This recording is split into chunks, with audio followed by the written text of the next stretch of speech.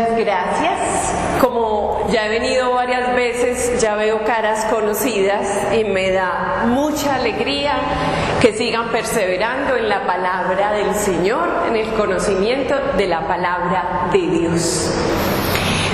Como les decía ahorita, las cartas a las 7 iglesias, ustedes van a poner mucha atención, porque puede ser una carta para cada uno de nosotros. ¿Qué carta va a recibir usted? Estas cartas a veces yo les pongo a una iglesia carita feliz y a otras carita triste, porque a unas les va muy bien, pero a otras no tan bien. Entonces vamos a ver nosotros en qué, a ver, ¿usted es carita feliz o carita triste? ¿Usted se merece una carita feliz o una carita triste? Si Jesús nos escribiera a nosotros hoy, ¿qué nos diría? ¿Vas bien? ¿Tengo en contra tuya algo? ¿O tienes que cambiar o modificar algo? Entonces vamos a ver qué nos quiere decir este Señor. Entonces, el contexto histórico de estas iglesias, de este momento, es muy difícil. Es un tiempo de persecución en el año más o menos del año 90 al año 100, en el tiempo de Domiciano. Decide perseguir a los cristianos, perseguirlos más o menos como una persecución como la que están viviendo ahora en Siria y en muchos países en este momento, que es por solo ser cristianos los están matando. Entonces vamos a ver qué pasa con estas iglesias, ¿sí? Empecemos con esta diapositiva para mirar que las iglesias son las iglesias que pertenecen a esa región que hoy es Turquía.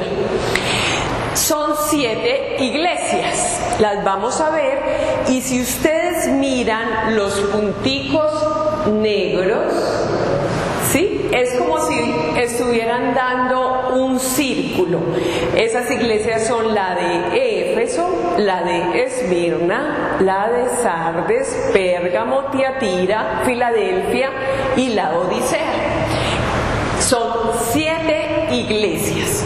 Pero, ¿y qué pasó con las otras iglesias? Porque hay muchas. Mileto es una iglesia importante. Tróade es una iglesia importante. Rodas es una iglesia muy importante. Listra, Derbe, Tarso, etc. Quiere decir que el libro del Apocalipsis siempre está utilizando simbología. No es solo para estas iglesias, de pronto son las más representativas y las que podíamos decir casi todas las personas se comportan de esta manera, pero el número 7 está diciendo que es universal, y por eso les digo a ustedes, puede que una carta sea para ti, puede que una carta esté dirigida a la iglesia. ¿Cuál es tu nombre? De Marta Cecilia. A la iglesia de Marta Cecilia. ¿Cuál es su nombre? Floralba. Floralba. A la iglesia de Floralba. ¿En serio? A nosotros, o de pronto a la iglesia de Francisco Javier, al ángel de la iglesia de Francisco Javier. Miren cómo a nosotros nos toca hoy. No crean que nosotros nos vamos a salvar. Bueno, empecemos. La iglesia de Éfeso. Éfeso es una región puerto con un desarrollo económico, social y político importante para la época. Es una ciudad que tenía un culto especial a una diosa que ellos llaman Artemisa. El culto a Artemisa Miren lo que era el templo. O sea, arriba se ve más o menos lo que era el templo a la diosa Artemisa. Pero miren lo que quedó. Una columnita. Pero crean que era como está allá arriba. ¿Ok? Una cosa importante en esa región. Y se vendían estos bulticos o estas imágenes dedicadas a la diosa Artemisa. Yo creo que es importante que empecemos a leer las cartas, ¿o no? Entonces empecemos. Carta a la iglesia de Éfeso. Al ángel de la iglesia de Éfeso escribe: Esto dice el que tiene las 7 estrellas en su mano derecha, el que camina entre los 7 candeleros de oro. Conozco tu conducta, tus fatigas y paciencia, y que no puedes soportar a los malvados, y que pusiste a prueba a los que se llaman apóstoles sin serlo, y descubriste su engaño. Tienes paciencia, y has sufrido por mi nombre sin desfallecer. Pero tengo contra ti que has perdido tu amor de antes. Date cuenta, pues, de dónde has caído. Arrepiéntete y vuelve a tu conducta primera. Si no, iré donde ti y cambiaré de su lugar tu candelero. Si no te arrepientes. Tienes en cambio a tu favor que detestas el proceder de los nicolaitas, que yo también detesto.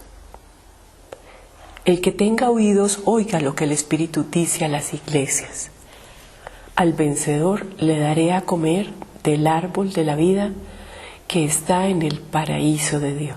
En medio de esta situación tan difícil de persecución, había una situación que es importante que nosotros sepamos. Imagínense que Domiciano se había declarado Señor y Dios. Un emperador, él era el Señor y Dios. Y todos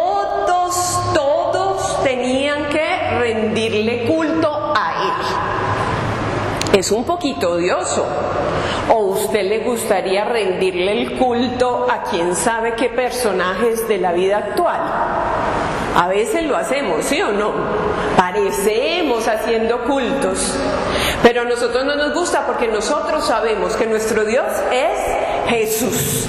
Y entonces imagínense que llegaban a donde cualquier casa, tocaban a la puerta, le preguntaban a la señora, ¿cómo se llama usted? Fabiola, ¿quién es el Señor? ¿Y usted qué contesta? ¿Cuál es su Señor? El Ser Supremo. El Ser Supremo. ¿Quién es? Jesús. Jesús. Fabiola, derecho para la cárcel. Así era. Derechito para la cárcel. Quien no contestaba que Domiciano era el Señor, derecho para la cárcel. Y de la cárcel a los leones y miles de cosas más.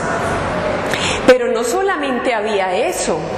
Resulta que había otra cosa que era un poquito complicada, y es, ellos hacían cultos a este dios Domiciano, y las carnes, o sea, el culto se hacía con animales sacrificados a los dioses, y estas carnes se sacaban al mercado. Entonces ustedes tenían que comer de la carne sacrificada a los ídolos. Después van a aprender más cosas y por eso se llaman nicolaitas, idolocitos. Son carnes dedicadas a los dioses. Entonces, hoy a los cristianos les daba como una cosa comerse de esas carnes. Era como maluco, como que no soy capaz. Y ellos lo intentaban, pero no eran capaces.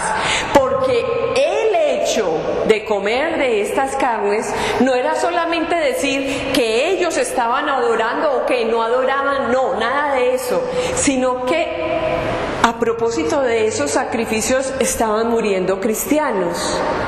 ¿Ustedes serían capaces de ir a comprar carne sacrificada a los dioses y que gracias a eso la gente como su vecino, su amigo, se estaba muriendo por eso? ¿Usted sería capaz de comprarla? No. Pero no crean que eso es una cosa sencilla, porque resulta que si usted no compra de esa carne, tampoco le vendemos lo otro.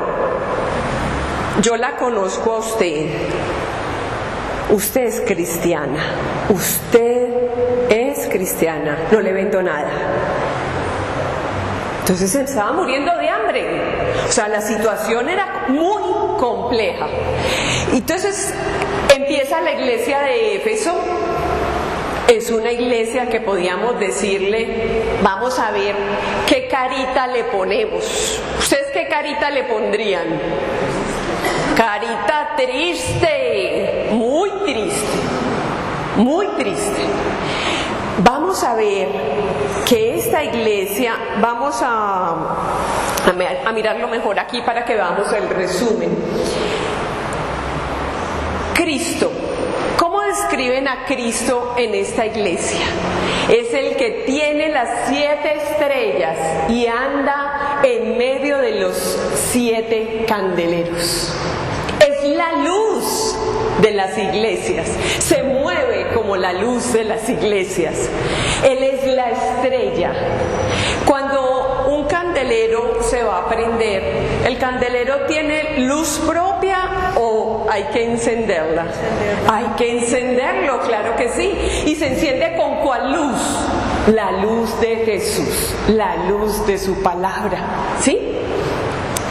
Dice que esta comunidad estaba dividida. Ahorita el Padre en la misa nos explicó que no debemos ser comunidades separadas, divididas.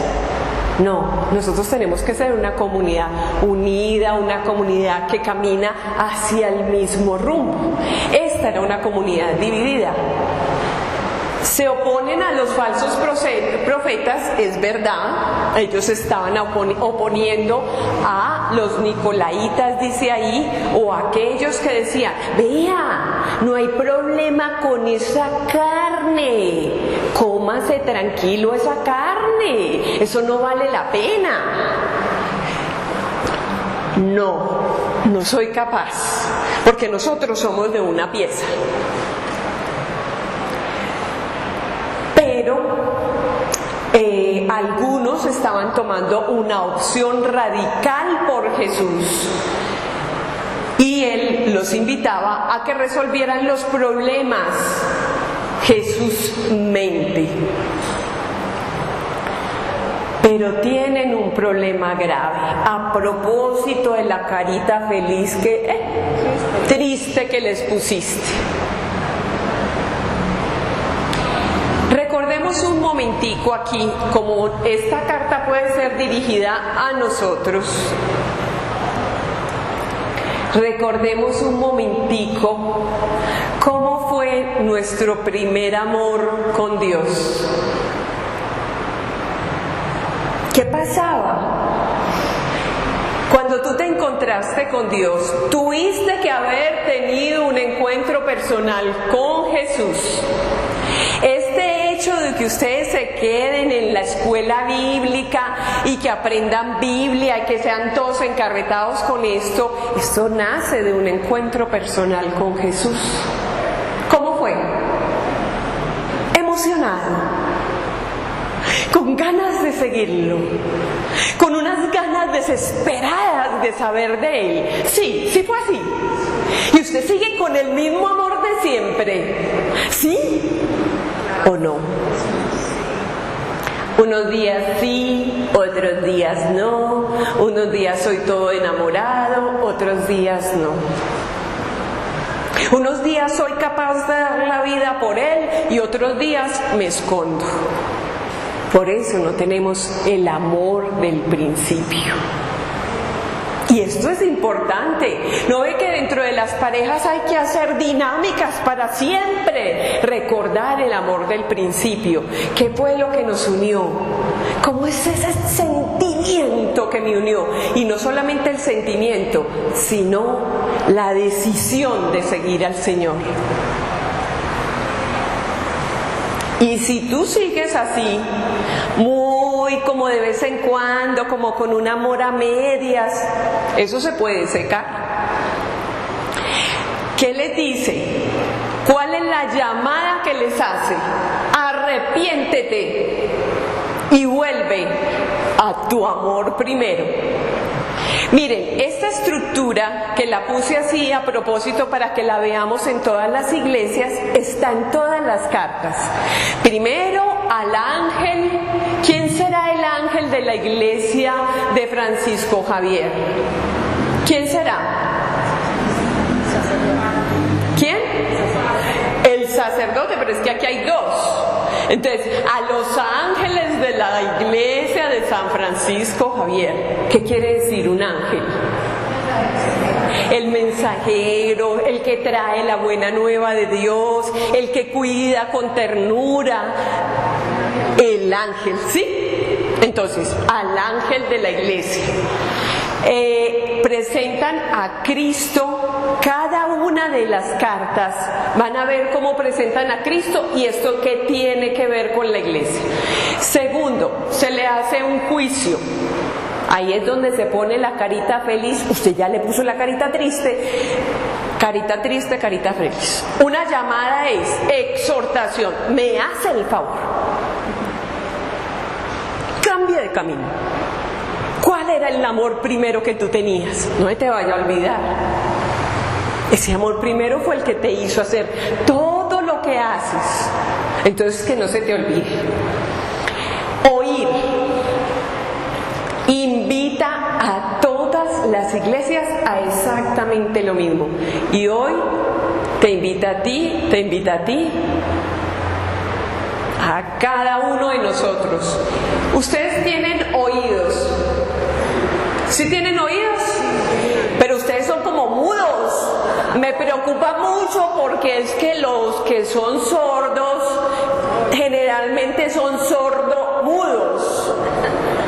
¿Ustedes tienen oídos? Sí. Gracias a Dios, porque quien escucha, obedece. Por eso es que todas las iglesias tienen este llamado a escuchar. Escuchen. El que tenga oídos, oiga lo que el Espíritu dice a las iglesias. Puede que hoy te vaya a decir una cosa a ti.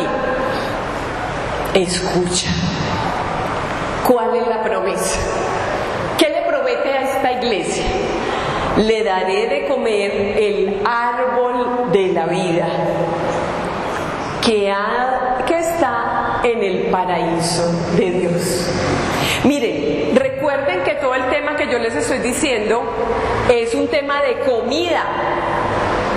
Y que muchos de ellos van a ver iglesias, dos iglesias en especial, que van a estar viviendo situaciones económicas muy difíciles. A este le promete el árbol de la vida, quiere decir volver al paraíso, estar en el paraíso. ¿Cómo es cuando uno ama a una persona? ¿Cómo es? Es como estar en el paraíso. Es como estar sobre las nubes andando así. Sí. Muy bien. Vuelva al amor del principio para que vuelva al paraíso. Vuelva al amor con el Señor. ¿Usted está bien con el amor con el Señor? ¿Usted se tiene que poner carita triste o carita feliz? ¿Usted es de esta iglesia?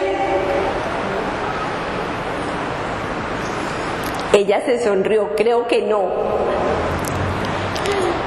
¿Carita triste o carita feliz?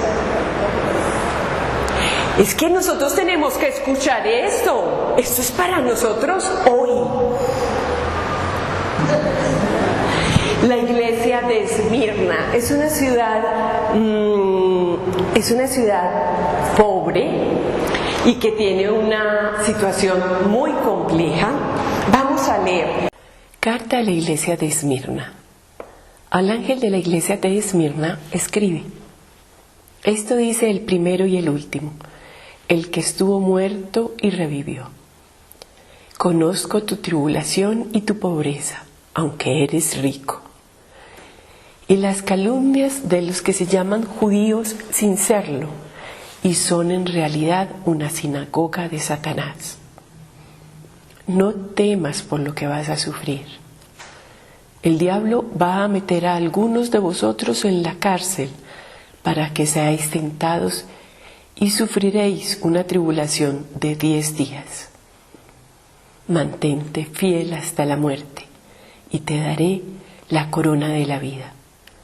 El que tenga oídos oiga lo que el Espíritu dice a las iglesias. El vencedor no sufrirá daño de la muerte segunda. Esta iglesia es una iglesia bella. Ustedes ven cómo dice, tú eres muy pobre, pero esa es tu riqueza. Yo sé de tus flaquezas, de tus tribulaciones. ¿Alguno de ustedes está viviendo tristezas, tribulaciones, angustias, dolores? Miremos el esquema. El primero y el último. Quiere decir, siempre presente. Cuando uno tiene una angustia tan grande, un dolor tan grande, ustedes a veces no dicen, Señor, ¿dónde estás tú? ¿Dónde estás? Es que estoy sufriendo mucho. ¿Tú dónde estás? Ahí con usted, en medio de su dificultad, viviendo con usted la tristeza, el dolor, la angustia, la desesperanza con usted. Él va a ser el primero en enterarse y el último en dar las gracias porque han salido juntos de esa situación tan difícil. Él siempre estará. Cristo es el Señor del tiempo. Él siempre está presente. ¿Dónde? Muéstremelo. ¿Dónde? ¿Dónde? Que es que no lo veo. Adentro. ¿Quién seca sus lágrimas? ¿Quién escucha su clamor? ¿Quién? Esta carta es para usted. Usted está triste y angustiado y necesita saber dónde está el Señor. Usted está viviendo una pobreza, pero nunca le falta nada. Es una pobreza extraña, porque siempre somos ricos, porque todo lo tenemos, porque nunca nos falta nada. Usted está viviendo esto. Tal vez esta noche usted necesitaba que alguien le dijera, el Señor siempre está contigo. No vuelvas a preguntar eso. No lo preguntes otra vez. El Señor siempre estará contigo. Esta comunidad es una comunidad tan bella. ¿Carita qué? ¿Carita qué? Carita feliz. Qué raro que en la flaqueza, en la tristeza, en el dolor, en la dificultad, es cuando nosotros podemos reconocer al Señor. ¡Qué extraño! Es una comunidad positiva, dispuesta a morir con Jesús. A mí no me importa. No me importa si usted no me vende nada. No me importa si me muero de hambre, pero Jesucristo es el Señor. Amenazada por la posición del judaísmo. Les voy a contar una cosa. Estos son los años 90 al 100. El templo del Jerusalén ya había sido destruido en los años 70. Muy bien, en los años 70. El templo de Jerusalén había sido destruido. También los judíos vivían una situación, digamos, un poco compleja. Pero siempre habían tenido prerrogativas por ser judíos y pertenecer a los judíos. ¿Saben qué hacían los judíos? Ese señor que está sentado allá atrás, ¿cuál? El de las gafas, con camisa como azul de rayitas o cuadritos. Ese señor no es judío, ese señor es cristiano. El de Bocito.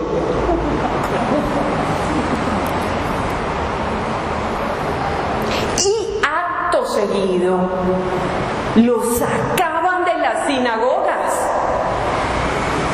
y lo llevaban a la cárcel. No sea falso, usted es cristiano, no venga acá donde los judíos, los vamos a entregar a todos. ¿Cómo dice? Esa es la sinagoga de Satanás. Ya en el Evangelio de en el Evangelio de Marcos, en el capítulo 1, versículos 21 al 28, habla de un poseído que está dentro de una sinagoga. ¿Cómo así? La sinagoga no es donde va la gente que es tan santa, tan buena. Allá van a rezar, allá van a vivir la fe, pero dentro de la sinagoga hay un poseído.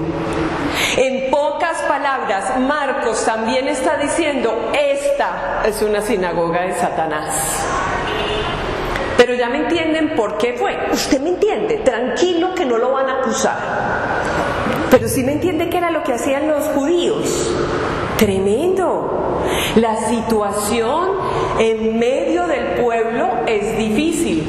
Pero díganme una cosa.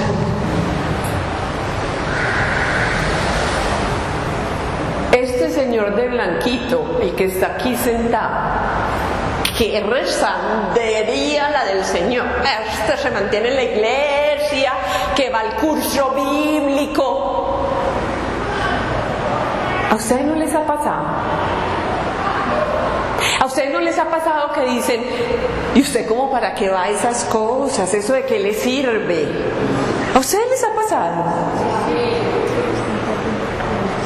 Y entonces él algún día dice, no, yo creo que es mejor que yo no siga viniendo a estas cosas porque tarde o temprano pues...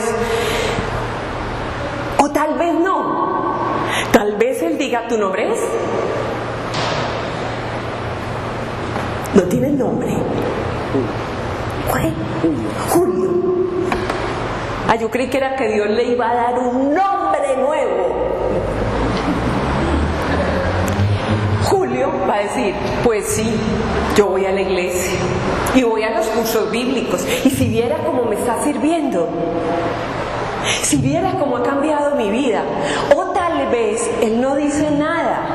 Sí, yo voy a la iglesia, me gusta. ¿Y sabe qué dice más que las palabras? Lo que Julio es en la vida. No digan nada. No digan nada. Que sus palabras no sean el testimonio, que su vida sea el testimonio. Y cuando una persona lo señale a usted, usted levante con mucha valentía, así como esos de esta iglesia, la iglesia de Esmirna, que era capaz de morir por Jesús. Usted diga, sí, yo voy a la iglesia. Esta carta es para usted.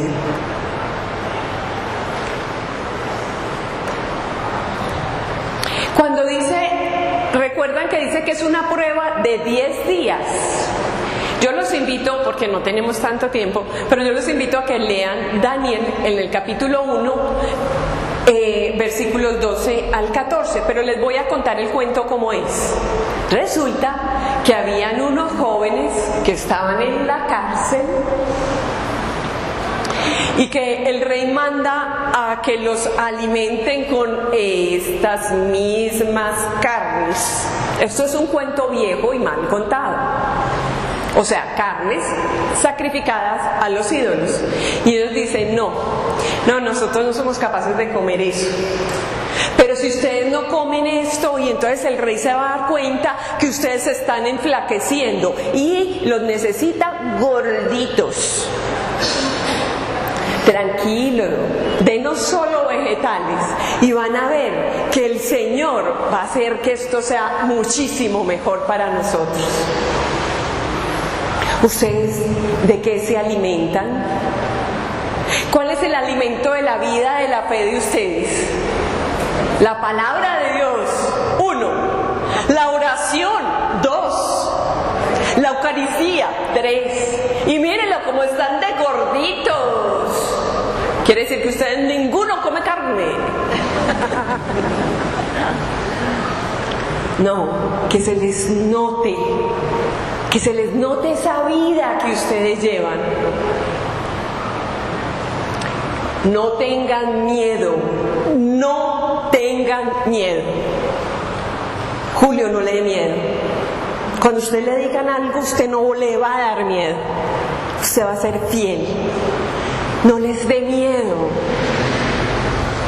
Los van a señalar, es muy posible que los señalen. Dentro de la mentalidad del mundo, venir una noche a sentarse aquí a oír hablar de la palabra de Dios es un poco extraño, Señor. No les dé miedo y manténganse fiel. El que tenga oídos para oír, que oiga lo que el Espíritu está diciendo a las iglesias. Madre, esta carta puede ser para usted. Oiga, ¿qué es la corona de la vida? Hermosamente, en la primera de Corintios, capítulo 9, versículo 25, Pablo dice, nosotros corremos una carrera. A propósito de gente que gana carreras. Ellos corren por carreras y por premios que son terrenales. Pero nosotros corremos por una corona que nos da la vida. Usted no quiere correr esta carrera, hacer el esfuercito. Nosotros corremos por una corona que nos llena de vida. ¿Qué es la muerte segunda? ¿Saben qué es? Cuando uno decide quedarse en el infierno. El infierno es tan duro vivir en situaciones de pecado, de tristeza, de angustia, de dolor. Vivir de espaldas al proyecto de Dios es tan difícil. Cuando uno toma la determinación, la decisión de no quererse salir de ahí, de quererse quedar en esa situación, eso es una muerte segunda, total. Es una destrucción total. Porque no habrá resurrección porque usted no la quiere. Porque no habrá cielo porque no lo quieres.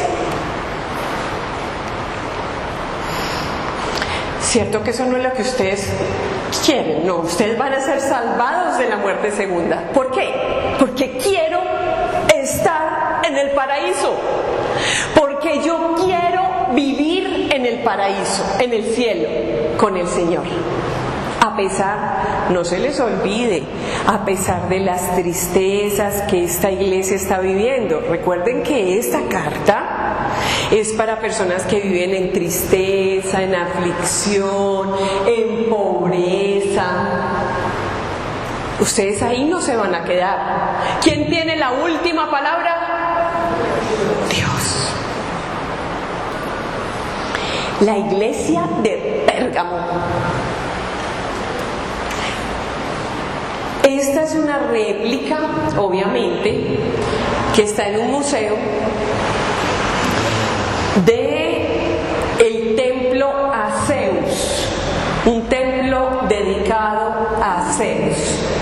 El evangelista o el autor del libro del Apocalipsis dice: allí donde habita Satanás.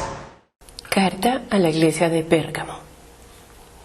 Al ángel de la iglesia de Pérgamo escribe: esto dice el que tiene la espada aguda de 2 filos. Sé dónde vives, dónde está el trono de Satanás. Eres fiel a mi nombre y no has renegado de mi fe, ni siquiera en los días de Antipas, mi testigo fiel, que fue muerto entre vosotros, ahí donde habita Satanás. Pero tengo alguna cosa contra ti.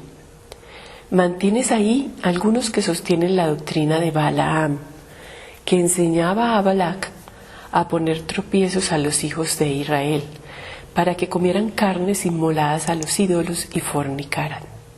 Así tú también mantienes algunos que sostienen la doctrina de los nicolaitas.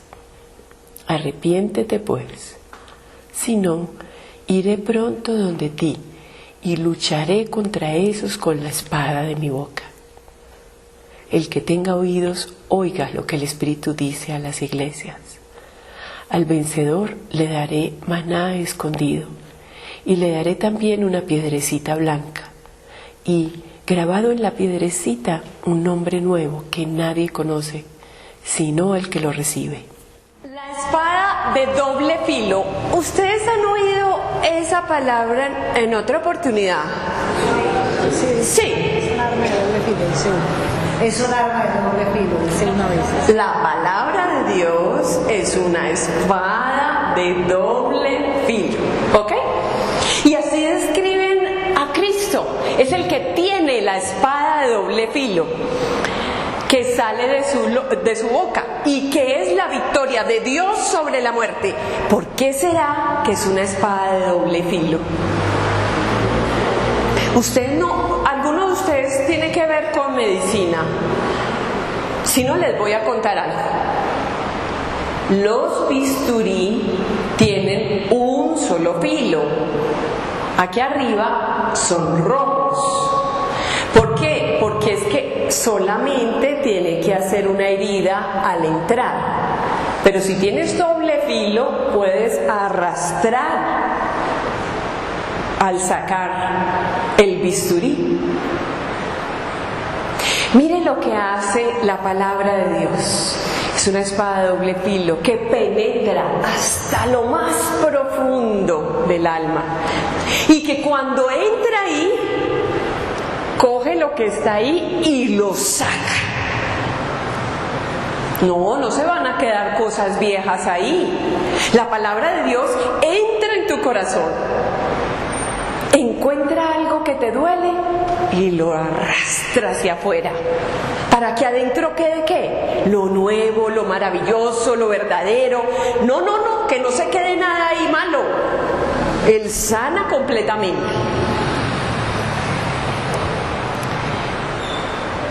Esta iglesia es una iglesia valiente, dice ahí. Ahorita vemos si carita feliz o carita triste. Pero abierto a la falsedad. Entonces, ¿carita feliz o carita triste? Carita triste. Triste, más o menos. Valiente y fiel, pero abierto a la falsedad. O sea, con un pie aquí, con el otro pie aquí. Ni para un lado, ni para el otro.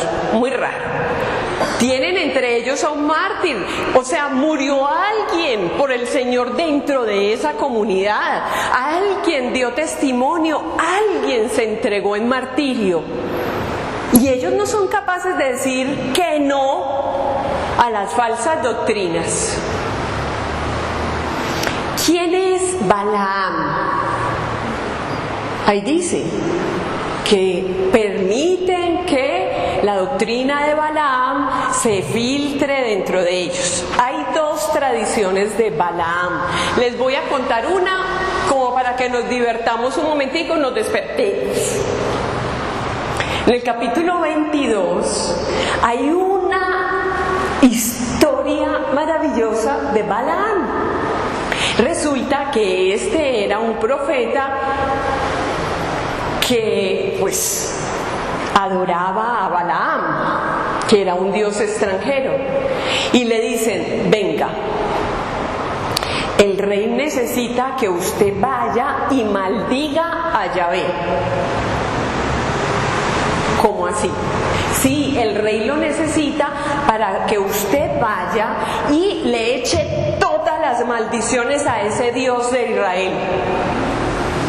Resulta que él se pone a orar por la noche y entiende que Yahvé le está diciendo que no, que él no puede ir a hacer eso. Entonces le dice a los emisarios: ¿sabe qué? Me dijeron que no, que yo no puedo hacer eso, que nadie podrá maldecir a ese Dios de Israel, a Yahvé, ni siquiera yo, con todo el poder y la magia que tengo. Y ellos dicen: vea, si usted no va, lo van a matar, es mejor que se venga con nosotros. Y se monta en la burra este muchacho todo valiente, y la burra, el camino era para allá y la burra para allá. Entonces él vuelve y lo coge para acá, y es para allá, y la burra para allá, y él para acá y la burra para allá. Hasta que se baja y le dice: ¿pero qué hubo pues? Y la burra le dice: no, es que no podemos ir para allá. Ay, ¿cómo así? A mí me está hablando la burra. En medio de todo esto, este señor es más burro que la burra. Porque la burra sí sabía que no se podía ir para allá. Pero resulta que hay otra tradición y cuenta que este señor estaba incitando a las personas a que adoraran a los ídolos y a que comieran de las carnes sacrificadas a los ídolos. Yo les pregunto, ahorita lo vamos a ver mejor en una iglesia que es muy importante en el Apocalipsis, pero les voy a hacer un adelanto. ¿Cuántas doctrinas falsas hay en la iglesia?